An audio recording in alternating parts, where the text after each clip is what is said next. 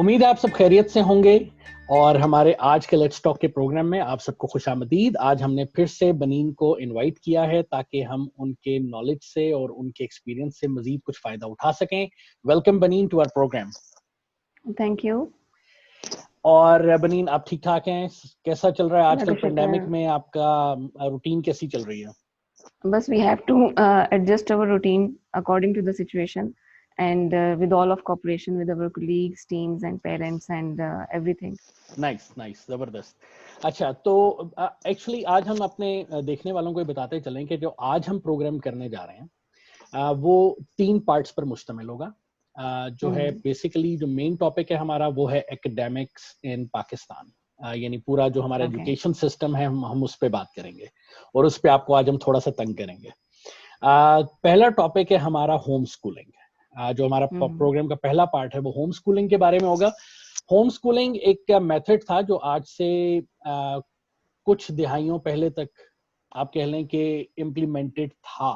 यानी हमारे वालिदैन जो हैं, जो पेरेंट्स थे, वो बच्चों को घरों में एटलीस्ट बेसिक एजुकेशन जो थे वो पढ़ाते थे। लेकिन अब कुछ अरसे में वो चीज़ें चेंज हो गई हैं।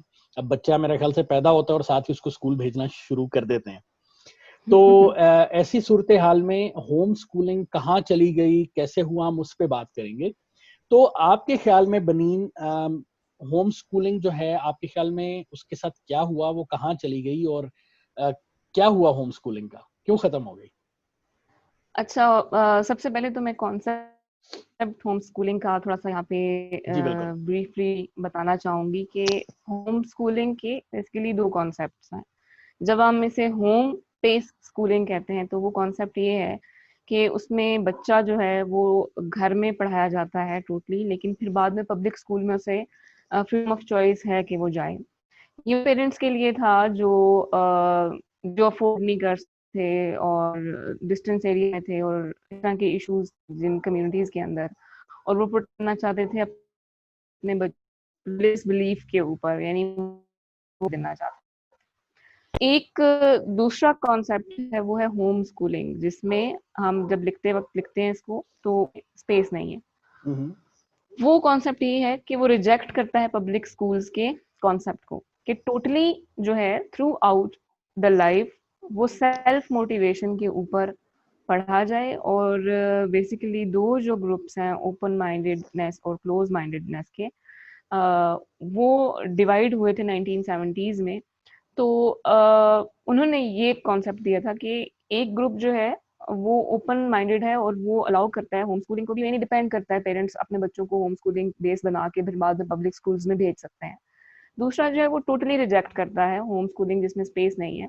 वो कॉन्सेप्ट टोटली रिजेक्ट करता है पब्लिक स्कूल्स को, कि यानी totally through out the life जो भी आपकी लर्निंग है वो हम्म। सेल्फ मोटिवेशन बेस्ड पे होनी चाहिए। वो क्लोज एंडेड है, वो इसलिए कि वो पेरेंट्स जो कंजर्वेटिव हैं या वो पेरेंट्स जो प्रोटेक्ट करते हैं अपने बच्चों को चाइल्ड अब्यूज के हवाले से, सोशल रिस्ट्रिक्शंस लगाना चाहते हैं, सोसाइटी के नॉर्म्स एंड कल्चर को अडॉप्ट नहीं करने देना चाहते, अपने घर के माहौल, अपने रवायती और अपने ट्रेडिशनल नॉर्म्स को की हद तक ही महदूद रखना चाहते हैं, अपना बैकग्राउंड नहीं चेंज करना चाहते, वो उसको फॉलो करते हैं। तो 1970s में जॉन हॉल्ट ने इसे प्रॉपरली फॉर्मली इनिशिएट किया था। He was the educationist and theorist बहुत बड़ा, और उसने स्टडी की थी कि होम स्कूलिंग क्यों जरूरी है। हम्म। होम स्कूलिंग इसलिए जरूरी है कि जो पब्लिक स्कूल्स हैं वो बाउंड करते हैं अपने रूल्स एंड रेगुलेशंस के अंदर बच्चों को भी और पेरेंट्स को भी। उनको फी के हिसाब से, उनको डिस्टेंस के हिसाब से, उनको स्केड्यूल के हिसाब से, मे बी फिजिकल और साइकोलॉजिकल अब्यूज भी होता हो। जिस जमाने में आप और मैं पढ़े हैं वहां पे पिटाई करना स्टिक से टीचर के लिए इट वाज कॉमन। तो अभी उसके बाद साइकोलॉजिकली थोड़ा सा साइकोलॉजिकल हेल्थ के ऊपर तवज्जो दी जाने लगी, तो इसने बैन लगा दिया कि नहीं, बच्चों को स्कूल के अंदर बिल्कुल भी इस तरह की बुलिंग नहीं होनी चाहिए। तो ये जो कॉन्सेप्ट था जो आप बात कर रहे हैं कि क्यों खत्म हुई और क्यों शुरू हुई, हम वहां पे अभी हम डिस्कशन कर रहे हैं। फिर जॉन हॉल्ट के बाद एक और एजुकेशनिस्ट और थ्योरिस्ट था, रेमंड मूरी। उसने इसको 1981 में फॉर्मल करके एक पूरा एकेडमी बनाई और एक कॉन्सेप्ट बनाया जिसे उसने फॉर्मलाइज किया कि होम स्कूलिंग के भी रूल्स एंड रिस्ट्रिक्शंस होने चाहिए। यानी उसका भी उसने स्ट्रक्चर दे दिया कि अगर स्टूडेंट्स जो हैं या बच्चे जो हैं वो पढ़ रहे हैं घरों के अंदर, तो उनकी अटेंशन के मसाइल हैं, उनके अंदर डाइवर्सिटी इसलिए आएगी क्योंकि पेरेंट्स डिफरेंट हैं। यानी स्कूल में तो ये होता है कि एक पूरा फॉर्मल स्ट्रक्चर होता है कि एक ही टीचर 40 बच्चों को पढ़ा रहा है, एक क्वालिफाइड टीचर है, मास्टर लेवल है उसका। अब ये बात होम होम में नहीं है। बच्चे ऐसे भी हैं जिनके पेरेंट्स ज्यादा क्वालिफाइड नहीं है, हाईली क्वालिफाइड नहीं है, लेकिन कुछ स्टडीज के मुताबिक ये भी कॉन्सेप्ट रिजेक्ट कर दिया कि ये भी कोई फर्क नहीं पड़ता, क्योंकि जो सेल्फ मोटिवेशन है, एक चाइल्ड के ऊपर पूरी कायनात जो है वो एक्सप्लोर करने की सलाहियत है खुद से। तो ये जो कॉन्सेप्ट है कि वो डिफरेंट लोगों से इंटरेक्ट करता है, डिफरेंटली ऑब्जर्व करता है माहौल को, डिफरेंट एक्टिविटीज करता है, ये कुदरती सलाहियत है जिसमें किसी हद तक असरअंदाज ये बात नहीं करती कि वो किसका बच्चा है और किस इन्वायरमेंट में है। स्टडीज ये कहती हैं कि इन्वायरमेंट मैटर करता है, टीचर्स मैटर करते हैं, और ये भी हमने देखा कि वो भी सेल्फ लर्निंग के ऊपर उनकी भी स्टडीज हैं, क्योंकि एक 40 पीपल की जो क्लास है उसमें 40 के 40 बच्चे क्यों नहीं एक लेवल पे। इसका मतलब है वहां पे भी यही चीज मैटर करती है कि एक बच्चा जो है वो खुद कितना चीजों को अब्जॉर्व कर लेता है, वो खुद कितना इंटेलिजेंट है, वो खुद कितना मोटिवेटेड है इस बात को लर्न करने में। फिर अगर हम national centre of education and statistics का डाटा अगर पढ़ते हैं, तो वहां से हमें पता चलता है कि ये जो होम स्कूलिंग का कॉन्सेप्ट है ये तो बहुत बहुत पुराना है। और फिर उसके अंदर जो पब्लिक स्कूल्स आए थे वो 1639 से स्टार्ट हुए थे पब्लिक स्कूल्स, जो कि पहला पब्लिक स्कूल था बॉस्टन लेटन स्कूल। और ये स्टार्ट हुआ था उन उन लोगों के लिए जिनके पेरेंट्स बिजी हैं, बहुत ज्यादा कामों में अर्निंग कर रहे हैं, जो इंडिपेंडेंट जो होम था वो स्टार्ट हो गया था, लोग जो हैं वो फैमिली सिस्टम ब्रेक कर रहे थे, तो उनके लिए ये पॉसिबल नहीं था कि वो बच्चों को अटेंशन दे सकें और होम स्कूलिंग करें। तो वहां से एकेडमीज बनना शुरू हुई, वहां से फिर स्कूल्स बनना शुरू हुए, पब्लिक स्कूल्स, फिर पब्लिक स्कूल्स की रूल्स एंड रेगुलेशंस आए, और आहिस्ता आहिस्ता ये पूरे डायनामिक्स को चेंज कर गया और पब्लिक स्कूल्स की तरफ, यानी होम स्कूलिंग खत्म हो गई और पब्लिक स्कूल का ट्रेंड इतना ज्यादा कॉमन हो गया कि अभी तक हम पेंडेमिक से पहले हम होम स्कूलिंग के कॉन्सेप्ट को भूल चुके हुए थे। मेरे ख्याल से जो आपका प्रोग्राम है इसके थ्रू हम होम स्कूलिंग के कॉन्सेप्ट की तरफ वापस आ रहे हैं कि पेंडेमिक में ट्रांजिशन मोड के अंदर हमने ऑनलाइन स्टडी स्टार्ट कर दी है। तो अभी तो हम घर में बैठ के सब कुछ सीख रहे हैं, सब कुछ पढ़ रहे हैं, पेरेंट्स भी अटेंशन दे रहे हैं कि क्योंकि अटेंशन स्टूडेंट की या बच्चे की, स्पेशली छोटे बच्चों की हम अगर बात करें जो बहुत छोटे हैं, जो स्कूल में जा रहे थे, मॉन्टेसरी में जा रहे थे, उनकी अटेंशन को कंट्रोल करना बड़ा मुश्किल काम है। It needs a lot of attention and technical handling. एक छोटे बच्चे को हैंडल करना और उसकी अटेंशन को हैंडल करना, जी जी। क्योंकि वो बहुत जल्दी डिट्रैक्ट हो जाता है, तो उसके लिए पेरेंट्स का जो टाइम लगता है उसका आइडिया हमें अभी हो रहा है। तो हम बैक टू होम स्कूलिंग के कॉन्सेप्ट पे हम अभी इसलिए जा रहे हैं क्योंकि हमें ये इम्पोज कर दिया पेंडेमिक ने कि अब स्कूल तो हो गए बंद, तो अब हमने कंटिन्यूटी करनी है। तो उसमें जो बच्चे की लाइफ का टाइम पीरियड है, तो वो डल ना हो जाए, वो डंप ना हो जाए, जो पहले वो सीख चुके हैं वो जाया ना हो जाए, यानी वो एलिवेट करे, वो एक्सेलरेट करे। बिल्कुल। तो इसलिए हम अगर बैक टू द हिस्ट्री जाते हैं तो यूरोप के अंदर, ब्राजील के अंदर मिलियंस में, और यूएस के अंदर अभी भी मिलियंस में 2.5 मिलियन जो हैं बच्चे होम स्कूलिंग के थ्रू पढ़ते हैं। तो बिल्कुल कॉन्सेप्ट तो इसका भी है, और पब्लिक स्कूल ये खत्म इसलिए हो गया था क्योंकि पब्लिक स्कूल की जो मार्केट थी वो एक्सेलरेट कर गई थी, टाइम टाइम खत्म हो गया था, लोगों के पास अर्निंग में लग गए थे, इंडिपेंडेंट होम्स में लग गए थे, जिसकी वजह से दोनों पेरेंट्स काम कर रहे हैं और बच्चे को देने के लिए टाइम नहीं है। जबरदस्त। अच्छा, आपने एक चीज और बड़ी जबरदस्त किस्म की हाईलाइट की, वो है class size. So average class size हम भी जब स्कूल में थे तो तब से मेरे ख्याल से अभी तक सेम चल रहा है, जो 35 to 40 स्टूडेंट्स का है। तो आपके ख्याल में इस क्लास साइज ने भी बहुत ज्यादा हमारे जो यंग जनरेशन है, अब जो आके यंग जनरेशन बन चुकी है, उसके लिए आपके ख्याल में उन्होंने उनकी लर्निंग के ऊपर, क्योंकि हम ये देखते हैं कि हमारे यहाँ वो वाले दानिश्वर उस तरह के लोग पैदा नहीं हो रहे जो आई थिंक 80s में थे या 70s में थे, यानी 90s के बाद वाले जो हमारे लोग यूं कह लें जो लॉट आ रही है हमारे उसमें, उसके अंदर वो वाली अटेंशन जो है वो नहीं है चीजों की तरफ, वो लॉजिकली उन चीजों को उस तरह से नहीं समझते। अक्सरियत की बात कर रहा हूँ, we still have a lot of intellectuals. तो आपके ख्याल में इस क्लास साइज ने, इस प्राइवेट या पब्लिक स्कूल सिस्टम ने इसको इम्पैक्ट किया? क्योंकि होम स्कूलिंग आहिस्ता आहिस्ता नापैद होती जा रही थी और अब काइंड ऑफ वापस आई, अल्लाह करे थोड़े से मौजूद रहे। तो जी। अच्छा, मेरे ख्याल से बहुत ज्यादा इम्पैक्ट किया, क्योंकि अभी जो 20 इयर्स में हमने देखा कि जब इंडिपेंडेंट स्टार्ट के लोगों ने public school, academic, tuition concept को भी चैनल हम नहीं पढ़ा सकते अपने बच्चों को, स्कूल से आए तो एकेडमी में भेज दो, एकेडमी नहीं जा रहा तो ट्यूटर को बुला लो। तो जो टेंशन की आप बात कर रहे हैं, अभी जो करंट रेशो जो सर्वे के मुताबिक, एक सर्वे के मुताबिक जो कि 1:4 यानी 44 स्टूडेंट्स हैं और एक टीचर है, जबकि आप बात कर रहे हैं जो वो 35 और 2:1 है।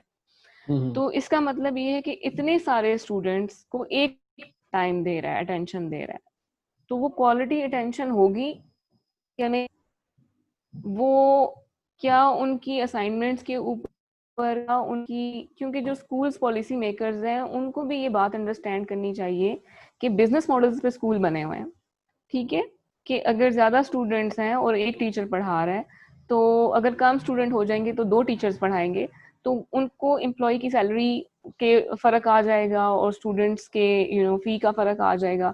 तो जब बिजनेस मॉडल पे कोई एकेडमिक स्ट्रक्चर बना हो तो उसमें इम्पैक्ट्स आते हैं, नेगेटिव भी आते हैं मोस्टली, के अटेंशन के स्पेसिफिकली साइकोलॉजिकल प्रेशर डेवलप होता है बोथ टीचर और स्टूडेंट्स के अंदर बोथ, क्योंकि जब तक हम फ्री इन्वायरमेंट नहीं देते या फ्री या डायरेक्ट मेथड को हम लॉन्च नहीं करते, हम स्टूडेंट को डायरेक्ट एक्सेस नहीं देते, टाइम नहीं देते, हम उसे टाइट करते हैं। 40 स्टूडेंट को हैंडल करना है टीचर के लिए, टाइमलाइंस भी होती हैं एग्जाम्स की, रिजल्ट्स, टीचर के ऊपर भी एक किस्म का प्रेशर है स्टूडेंट कि उन्होंने 44 स्टूडेंट ने एक एट अ टाइम काम करके देना है। देन वो कंपटीशन वाइज भी जब ग्रेड करते हैं, असेसमेंट उसकी वेरिएट करती है कि वो स्टूडेंट्स जो 25 हैं एक जगह पे, किसी जगह पे, उनको बहुत ज्यादा अटेंशन मिल रही है, उनको बहुत ज्यादा टाइम मिल रहा है एक्टिविटीज करने के लिए। आप अंदाजा करें कि 40 स्टूडेंट्स को एक एक्टिविटी कराना 10 मिनट की और फिर उसकी ड्रिल को असेसमेंट करना, तो ये कितना टाइम टेकिंग लगेगा, जबकि 25 स्टूडेंट को आप 20 मिनट टाइम देके वही एक्टिविटी करा सकते हैं, उसमें वो ज्यादा अच्छे से बेहतर परफॉर्म कर सकता है, सोच सकता है। तो जो इम्पैक्ट हमारा पब्लिक और प्राइवेट सेक्टर के जो स्कूल्स हैं इस रेशो के साथ दे रहा है, क्लास साइज के रेशो के साथ, वो बहुत एक बारीक किस्म की उसके ऊपर हमें चीज़ों को निशानदेही करनी पड़ेगी कि इसके इम्पैक्ट्स क्या क्या और कहाँ कहाँ पे आ रहे हैं। साइकोलॉजिकल इम्पैक्ट्स भी हैं, फिजिकल एक्टिविटीज़ के भी इम्पैक्ट्स हैं, और जो क्वालिटी हम दे रहे हैं और जो क्वालिटी हम रिसीव कर रहे हैं स्टूडेंट्स को, वो दोनों डैमेज कर रही हैं। तो जब वो डैमेज करेंगी तो आप बताएं कि कैसे हम, आप वाली बात की, कैसे हम प्रोड्यूस करेंगे इंटेलेक्चुअल लोगों को। हम तो फिर हम लेबर प्रोड्यूस कर रहे हैं। अभी जो बिजनेस मॉडल है हमारा, वो एम्प्लॉइज प्रोड्यूस कर रहा है, काम करने वाले लोग प्रोड्यूस कर रहे हैं, वो इंटेलेक्चुअल प्रोड्यूस नहीं कर रहा। ये बहुत अहम बात है जो हमें उसके इम्पैक्ट में देखने में आई है कि इतने 20 साल के अरसे में हमने शायद हर फील्ड में गिनती के 10 इंटेलेक्चुअल देखे हैं और बाकी सारे एम्प्लॉइज एंड लेबर हैं, जबकि इससे पिछली जो जनरेशन है 40 ईयर में देखें, उसमें ये हिसाब उल्टा है कि उसमें लेबर कम है और इंटेलेक्चुअल ज्यादा है। उसकी वजह ही ये है, क्लास साइज। एब्सोल्युटली, ये एक वाकई में बहुत बड़ा फैक्टर है। लेकिन होम स्कूलिंग के पॉइंट ऑफ व्यू पे एक और बहुत बड़ा प्रॉब्लम है, वो ये है कि हर पेरेंट जो है वो इतना पढ़ा लिखा नहीं होता, स्पेशली वो लोग जिनकी अपनी एजुकेशन इतनी ज्यादा अच्छी नहीं है। तो और कई जगहों पे तो ऐसा है, जिस तरह हमारे देहात हो गए, वैसे एक जमाना था जहाँ पे फोक विजडम जो था उसको ज्यादा तवज्जो दी जाती थी, तो उसमें चीजें डिफरेंट बिल्कुल। तरीके से देखी जाती थी। लेकिन आजकल के जमाने में अगर आपका बच्चा जो है फॉर एग्जांपल ग्रेड 5 तक होम स्कूलिंग कर रहा है, या ग्रेड इवन 2 या 3 तक होम स्कूलिंग कर रहा है, अब ऐसे बच्चे को, क्योंकि इतनी चीजें घोल के, जिस तरह आपने बात की कि लेबर तैयार की जा रही है, तो वो बेसिकली प्रोग्राम करते हैं कि इन बच्चों के अंदर हमने ये डाटा फीड करना है and we will get that output out from these kids. तो ऐसी सूरत हाल में वो पेरेंट्स जो कि अपने बच्चों को उतनी अच्छी एजुकेशन या उतना अच्छा इंफॉर्मेशन नहीं दे सकते, तो उनके बारे में आपके ख्याल में हम क्या कर सकते हैं, या क्या कुछ इस तरह का हेल्पिंग मटेरियल अगर हम लोग तैयार कर सकें? और बाज़ औक़ात हम हर चीज़ गवर्नमेंट पे डाल देते हैं। मेरा ख्याल से कुछ चीज़ें ऐसी होती हैं जो कि हम गवर्नमेंट पे डालने के बजाय वी कैन हम यानी पब्लिक की सतह के ऊपर भी उसको हैंडल कर सकते हैं। तो उसके बारे बिल्कुल। में कुछ कमेंट करें, उसके बारे में आपके ख्याल में how can we handle this kind of these kind of challenges? उसके बारे में मैं एक वर्ड को एक टर्म के तौर पे कहूँगी, जो है तरबियत। उसका जो सबसे पहली ज़िम्मेदारी जो है वो पेरेंट्स पे है, ना कि गवर्नमेंट पे। जो आप बात करें कि हम गवर्नमेंट को हर चीज़ का ज़िम्मेदार नहीं ठहरा सकते, तो जो जी। तरबियत की ज़िम्मेदारी है वो वालिदैन के ऊपर है। और होम स्कूलिंग का जो कॉन्सेप्ट है वो 5 से 8 साल तक, यानी बच्चा जब पैदा होता है उससे 8 साल तक होम स्कूलिंग से बेस बनती है। तो साइकोलॉजिस्ट भी कहते हैं कि पहले जो 4 साल हैं वो घर में है, उसमें जो चीज़ जो है वो बच्चे के ज़हन में वो नक्श हो जाती है। तो जो तरबियत हम करना चाहते हैं उनकी, वो घर से ही होती है हमेशा, घर के एनवायरनमेंट से ही। अब बात आ जाती है कि हर घर में माहौल जो है वो डिफरेंट है। स्कूल, पब्लिक स्कूल जब स्टार्ट हुए थे तो उन्होंने एक मॉडल यही तैयार किया था कि हर एक बच्चे को, डिफरेंट बैकग्राउंड्स के बच्चों को हम एक तरह की मेजर स्टडी देंगे, प्रोवाइड करेंगे। वहाँ पे मैथमेटिक्स, साइंटिफिक नॉलेज और ऐसे नॉलेज जो कि पेरेंट्स नहीं दे सकते, वो वहाँ पे बच्चे आके सीखेंगे, पढ़ेंगे। और वहाँ पे डिफरेंट टीचर्स भी अवेलेबल होंगे, वहाँ पे वो हेल्प भी ले सकेंगे। कुछ ऐसे बच्चे भी होंगे जो उसमें ज़्यादा एक्सेल कर रहे हैं, वो उन बच्चों से भी हेल्प ले सके होंगे एक क्लास के अंदर, जो कि एक पॉजिटिव बात थी। और इसीलिए होम स्कूलर्स जो हैं, ओपन माइंडेड लोग जो हैं, वो पब्लिक स्कूल को बाद में, यानी बच्चा जब 8 साल का हो जाता था तो उसके बाद वो पब्लिक स्कूल में भेज देते थे। या ऐसे भी थे जो होम स्कूलिंग में जब फैमिली स्ट्रक्चर हुआ करता था, यानी I am coming from a family structure background, तो जी। उसमें क्या होता था कि अगर आपकी खाला ज़्यादा नॉलेजेबल है, चचा फलानी फील्ड के अंदर हैं, तो वो छोटी-छोटी हेल्प्स जो हैं, वो आपको ज़रूरी मिल नहीं है कि जाती थी। पेरेंट्स ही सारा कुछ करें, क्योंकि ऐसा भी है हमारी सोसाइटी में कि पेरेंट्स बिल्कुल ही पढ़े लिखे नहीं हैं, उनको सोसाइटी की भी अवेयरनेस नहीं है, उनको समझ ही नहीं आती कि जब वो स्कूल की मार्केट में जाते हैं तो वो स्टेटस को में या कंपटीशन में या किसी रेस में वो जज ही नहीं कर पाते कि हमने बच्चा किस स्कूल में दाखिल कराना है according to our own situation. Hmm. तो बड़े बड़े गलत डिसीजन हो जाते हैं। एकेडमिक काउंसलिंग का कॉन्सेप्ट हमारे यहाँ नहीं है। तो बिल्कुल। इस वजह से जो बच्चा जब बड़ा होता है, या जिस हायरार्की से या जिस तरह की ब्रोकन एक्सपीरियंस से गुजर के वो कॉन्फ्लिक्ट ऑफ इंटरेस्ट से गुजर के एक ब्रेन जो तैयार होता है, वो कंफ्यूज्ड ब्रेन होता है। वो फिर ज़्यादा से ज़्यादा लेबर कर सकता है, और शायद लेबर में भी मैंने फेल होते हुए मैंने ऐसे टीनेजर देखे हैं जो कि प्रेशर से साइकोलॉजिकल डिसऑर्डर का शिकार हो गए हैं। कि पेरेंट, अब फादर कह रहे हैं डॉक्टर बनना है, मदर कह रही हैं बिजनेसमैन बनना है, उसका अपना इंटरेस्ट एक्सप्लोर ही नहीं किया जा रहा। तो वो बेसिकली रूट कॉज उसका ये है कि जहाँ पे पेरेंट्स नॉलेजेबल नहीं है, तो ऐसे पेरेंट्स को चाहिए कि वो कंसल्ट करें उनके खानदान में जो हैं ऐसे लोग जो कि थोड़ा सा एक्सपोजर रखते हैं, या एकेडमिशियंस हैं, या उनके इर्द गिर्द जो हैं, या स्कूल में है, वो टाइम दें इनको लॉजिकल डिसीजन पे लेके आने के लिए। अगर तो उनके डिसीजंस ठीक हैं तो आई एम श्योर कि वो जो प्रोडक्शन आपके हाथ में, जिस बच्चे की आप तरबियत कर रहे हैं, उसको एक नतीजे पे आप ले आएंगे। यानी वो एट द एंड इतने 20 साल गुजारने के बाद, वो, मैं ऐसे बहुत सारे स्टूडेंट्स को, बहुत सारे बच्चों को जानती हूँ जो कि बहुत कंफ्यूज्ड हो चुके हुए हैं। उनको फिर उनकी चिप्स को आप री इंस्टॉल नहीं कर सकते, क्योंकि उनके ऐसे ऐसे जी। एक्सपीरियंस हुए हैं, ये स्कूल छोड़ा, वो स्कूल छोड़ा, फलां ने पढ़ाया, फलां इंटरेस्ट चेंज किए, मैथमेटिक्स में इंटरेस्ट नहीं था, जबरदस्ती पढ़ाया, फिजिक्स में नहीं था, फिजिक्स पढ़ाया, लिटरेचर पढ़ना चाहते थे, लिटरेचर का स्कोप नहीं है बाबा ने कहा, तो इसलिए नहीं पढ़ा। तो जब आपके जहन में आपने ये बिठा लिया है कि हमने बच्चे को अर्नर बनाना है, देखिए एक एक बहुत अच्छा मुहावरा है कि आप किसी चीज में, किसी हुनर में कमाल हासिल कर लें तो पैसा ऑटोमेटिकली उसके पीछे आता है, और अगर आप जी जी, पैसे के पीछे भागेंगे तो वो कमाल हासिल नहीं कर पाएंगे, तो पैसा भी नहीं आएगा।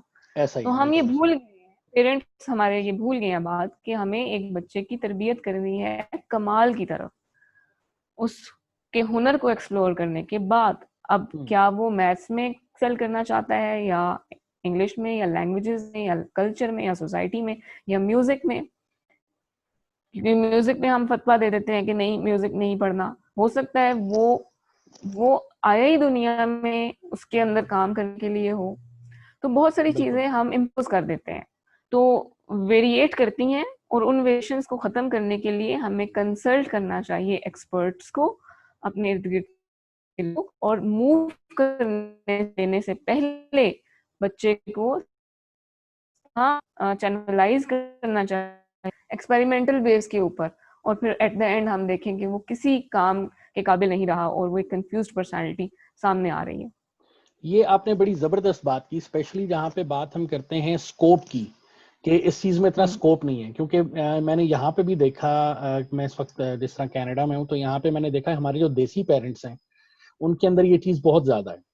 वो आप किसी भी, अगर यहाँ पे हमारे जो पाकिस्तानी फैमिलीज के बच्चे हैं उनसे अगर पूछते हैं, वो आपसे यही कहते हैं मैंने डॉक्टर बनना है, इंजीनियर बनना है, वो इसके अलावा बात ही कोई और नहीं करते। क्योंकि वही हमारा माइंडसेट एक पीछे से चला आ रहा है। और उसका मेन रीजन एग्जैक्टली। जो है वो लर्निंग है, सॉरी अर्निंग है, और रिस्पेक्ट है, कि किस प्रोफेशन में आपको ज्यादा अर्निंग मिलती है या किस प्रोफेशन में आपको ज्यादा रिस्पेक्ट मिलती है।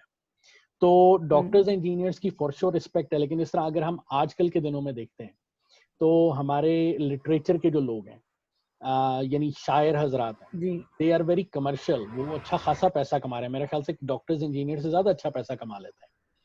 हमारे पास हम्म जो इवन सहाफी हजरात हैं, यानी हमारा मीडिया जो है इस वक्त इंतहाई ज्यादा अर्निंग कर रहा है। तो अगर हम अपने हम्म बच्चे का इंटरेस्ट अगर हमारा सहाफत की तरफ है, और ये रिस्पेक्टेबल प्रोफेशन हैं, लोग इन लोगों की रिस्पेक्ट करते हैं, इंटेलेक्चुअल बिल्कुल। समझते हैं इनको। हम्म हम्म और टीचिंग है, टीचिंग जिस तरह आप माशाल्लाह से टीचिंग कर रही हैं, आपके पास रिस्पेक्ट भी है, इसके अंदर पैसा भी है। लाइक कहने का मकसद ये है कि हम जब ये सोच लेते हैं ना कि यही प्रोफेशन, तो बाज़ औक़ात ये भी हो जाता है कि उसमें भेड़ चाल चल पड़ती है, और उसकी वजह से हम्म उसमें उस प्रोफेशन में इतने ज्यादा लोग आ जाते हैं कि उसकी इतनी डिमांड नहीं होती, तो डिमांड एंड सप्लाई का भी प्रॉब्लम आ जाता है इस हम्म वजह से। और होम स्कूलिंग हम्म के पॉइंट ऑफ व्यू पे यहाँ पे मैं एक छोटी सी बात से और आपसे क्वेश्चन से आगे लेकर चलूंगा, कि ये जो क्लैरिटी ऑफ माइंड है, ये होम स्कूलिंग से आता था एक्चुअली।